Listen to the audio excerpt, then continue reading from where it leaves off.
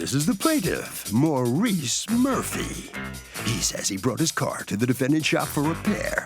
The guy told him it would take a few days. A whole entire month went by and the thing still wasn't fixed. The man stopped taking his calls. He had to have the cops accompany him to get his car back. And since the defendant never fixed his car, he wants the $3,000 he's now owed and is suing him.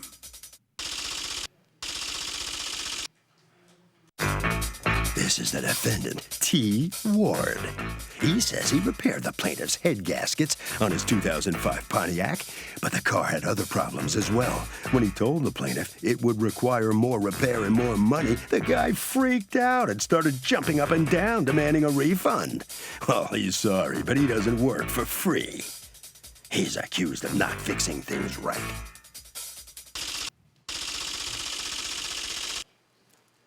All parties, please raise your right hands. Welcome back to the People's Court. Next case in the docket, the plaintiff brought his car to the defendant's repair shop. Took a month and never got fixed. The defendant says he fixed the gaskets, but it needed more, and the plaintiff balked. It's the case of don't blow a gasket. Thank you, Douglas. Maurice Murphy, you are suing T. Ward and New Metro Auto Service. Represented here, that's your name, Mr. Ward? Yes, ma'am. Okay, gotcha.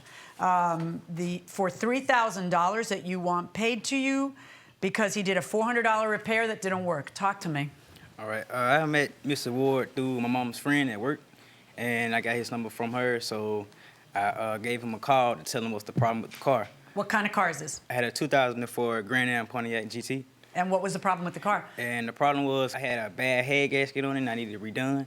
And what he told me, I had to get it resurfaced. So I gave it to him. Okay, how did you know you had a bad head gasket? I had a friend of mine at the shop. He had some because he looked at it and he couldn't do the work because he don't do head gaskets. So when you walked in there, you said, I need a head gasket. And so okay. I was like, can you do it for him? He was like, yes. And then he was like, it was going to be $750 up front. Well, $750 off, that's the full ticket. So he was like, I can do it today, start on today if you give me $350. So instead of giving him $350, I gave him $400. So I gave him $400 that day. Do you have a receipt for that? Oh, yes, ma'am.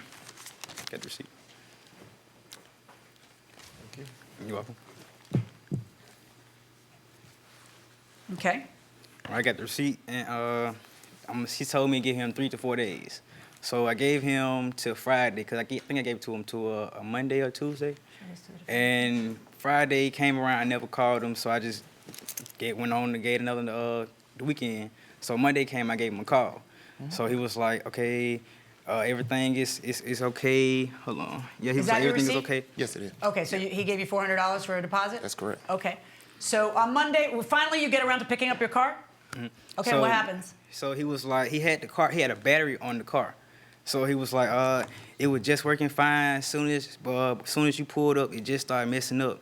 So he was like, well, I'm just gonna have to do some more tests and runs on it. So I was like, okay, cool. So gave him 2 more days, then 3 days passed by, and I called him the 4th day. So it's going on the 2nd week.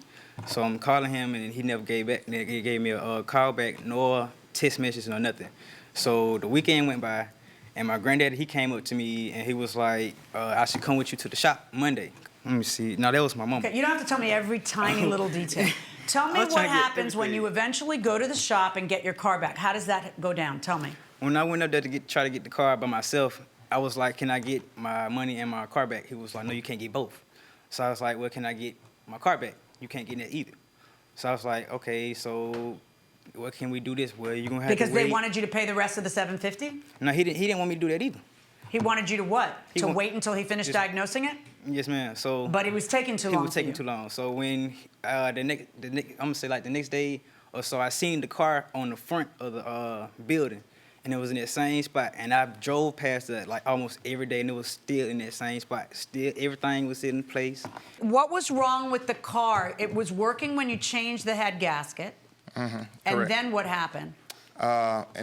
When I got done with the vehicle, I called him, told him, hey, come on, pick your vehicle up. By the time he got to the shop, which was about 30 minutes, I had the car running the entire time.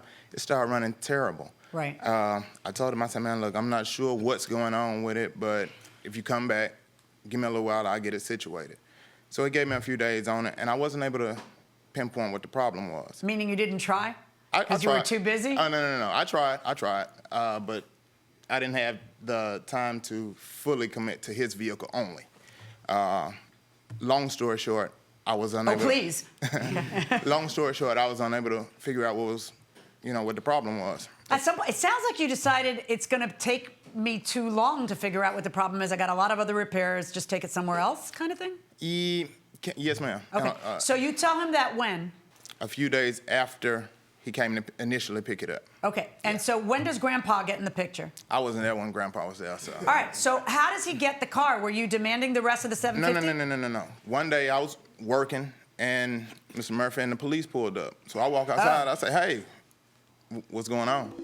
So if it takes too long, can you get the car back and then not have to pay the rest of the bill? Yeah, you don't have to pay the rest of the bill, but you do have to pay for what was completed. Fair enough. What do you say? I say he should get his car back, and Does he have to pay for what he wrote down under the contract for the full amount? no, he shouldn't have to pay the full amount because he was supposed to get it back within a week or two. Fair enough. Going inside the courtroom. He said, Mr. Murphy said, you won't give him his vehicle. I say, that's far from the truth. So I walk in, I give him his keys. I tell him, look, you don't owe me anything. Just Yeah, but take why your would you get vehicle. the police involved unless you had said to him, I'm not giving you the car unless you finish paying?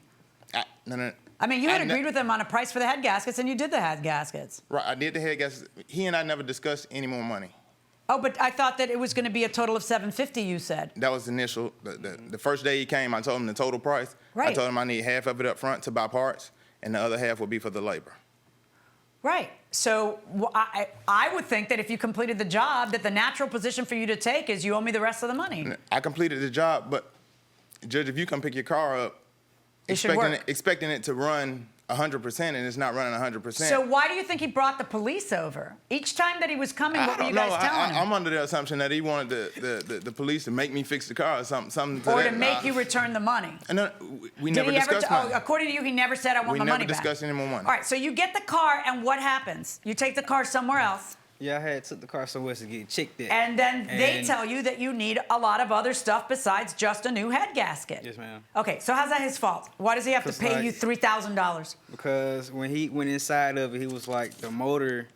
He didn't put the push rods and stuff in because when we crank it up, it was making a little ticking noise. So he was like the thing stuff the left Wait, rods. stop. Who's he?